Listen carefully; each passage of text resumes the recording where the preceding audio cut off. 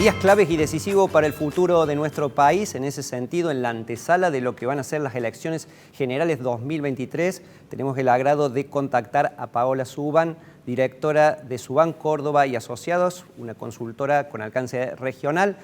Gracias por este contacto, Paola, desde Buenos Aires. Hola, ¿qué tal, Sebastián? ¿Cómo estás? Un placer. Bueno, el gusto es nuestro. Quería arrancar consultándote por una publicación que ustedes han hecho. Dice la tormenta antes del huracán. Imagino yo que es por los tiempos que estamos viviendo en Argentina. Si podés hacernos una breve referencia y cuáles fueron los hallazgos de esta publicación.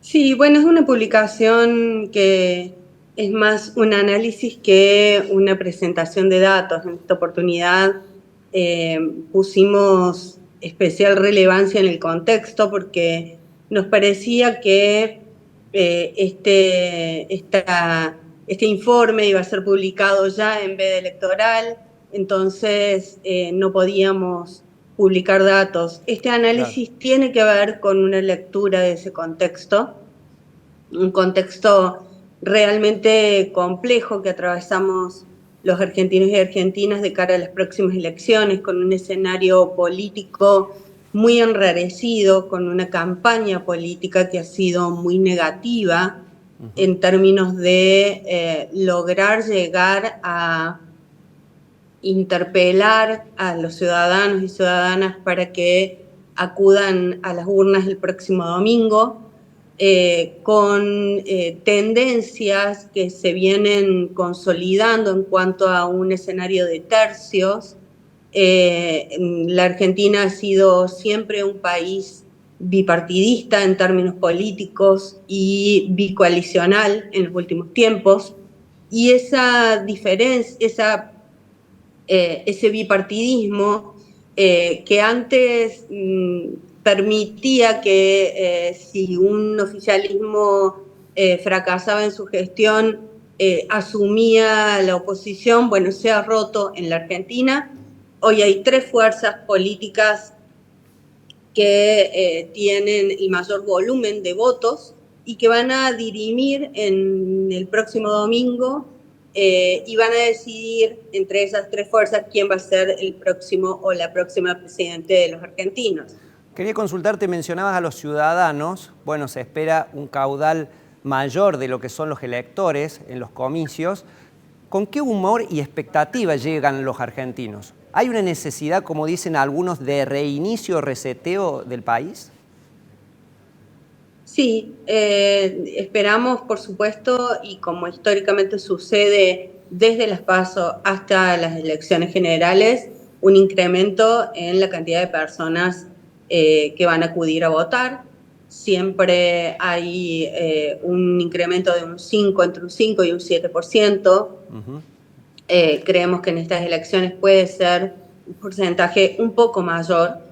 Si esas personas se movilizan para ir a votar, personas que no lo hicieron en el PASO, muy probablemente haya una mayor diferencia entre los candidatos que están, por lo menos, en las tres primeras posiciones, ¿no? Es de esperar que si de ese porcentaje se va a movilizar a votar son mayormente jóvenes, bueno, harán una diferencia en favor de Javier Milei. Y si son votantes mayores de 50, entre 50 y 60 años, sean votantes que puedan sumar a los votos de Massa o de Patricia Bullrich eventualmente. Sí, no quiero entrar en muchos datos por estas cuestiones que decías vos, de las menciones de datos y estadísticas, pero vuelvo a los ciudadanos y te consulto, es decir, ¿crees que lo que han sido ausentes en las PASOs, nuevos electores en esta instancia, en las generales o primera vuelta, indecisos, pueden tener entonces un peso relativo en los comicios del próximo domingo? Sí, no sé si llamarlos indecisos. En las mediciones que nosotros hemos podido hacer, encontramos que más del 90% del padrón electoral tiene decidido su voto. Yo creo que, y un poco enganchándolo con la pregunta anterior que me hacías con respecto a cuál es el ánimo con el que la gente va a ir a votar en estas elecciones. Creo que las elecciones PASO tienen una concepción en la ciudadanía de que no definen ninguna candidatura y que no tienen mayor peso en su vida cotidiana, mientras que en las elecciones generales se sienten más obligados o más comprometidos a concurrir a votar. Pero la verdad es que lo que hemos podido encontrar, tanto en las mediciones de opinión pública cuantitativas, en las encuestas, como en las cuantitativas, focus group, entrevistas en profundidad, es que hay una sensación generalizada de estar al borde de un abismo.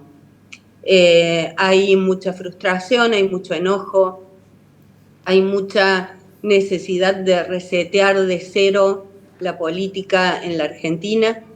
Hay mucho enojo con todas las fuerzas políticas tradicionales en la Argentina y creo que por eso hay un crecimiento tan sostenido de un espacio que es como La Libertad Avanza, que encabeza Javier Milei.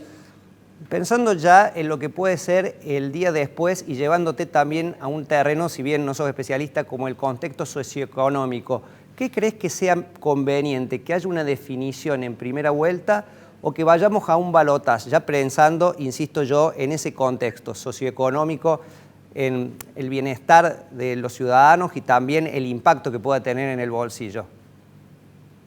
Sí, yo creo que es muy conveniente que se defina en primera vuelta, teniendo en cuenta el contexto socioeconómico, porque el tiempo que transcurre entre la primera vuelta y la segunda vuelta es, aunque parezca poco, es poco menos de un mes, pero la verdad es que en elecciones anteriores, cuando digamos el resultado no es favorable al oficialismo, le resta mucha capacidad de gobernabilidad, con lo cual, sumada a una crisis económica tan profunda como la que estamos atravesando y a un humor social tan enrarecido, creo que no es positivo desde ningún punto de vista atravesar ese largo mes que tenemos por delante en la Argentina. Me parece que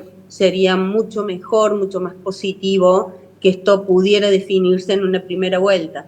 No está claro si se va a poder definir en primera vuelta o no. Las mediciones nos están indicando que hay tantas posibilidades de que se define en primera vuelta como que haya balotaje, porque las diferencias entre un candidato y el otro son de algunos puntos que pueden estar dentro de los márgenes de error, no entremos con lo cual justamente. no hay una definición en ese sentido todavía. Bueno, te agradecemos, Paola, entonces muchísimas gracias por compartirnos tu mirada desde Buenos Aires y haber hecho este contacto.